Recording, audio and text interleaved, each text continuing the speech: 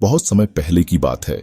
एक बुद्धिमान और न्यायप्रिय राजा विक्रम सिंह अपने राज्य में प्रसिद्ध था। उसके दरबार में कई विद्वान और कलाकार थे जो उसकी सेवा में लगे रहते थे। एक दिन एक अजनबी साधु राजा के दरबार में आया। उसके पास एक सुंदर चमकता हुआ दर्पण था। उसने राजा से कहा, महाराज, ये कोई साधारण दर्पण नहीं है, ये एक जादुई दर्पण है। इसमें आप केवल अपना चेहरा ही नहीं बल्कि अपने हृदय की सच्चाई भी देख सकते हैं। राजा को यह सुनकर आश्चर्य हुआ। उसने दर्पण को अपने हाथों में लिया और उसमें झांक कर देखा।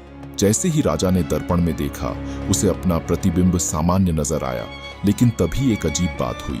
उसके चेहरे का भाव बदल गया। उसने देखा कि जब भी वह किसी अन्यायपूर्ण निर्णय की बात याद करता, उसका चेहरा काला पड़ जाता।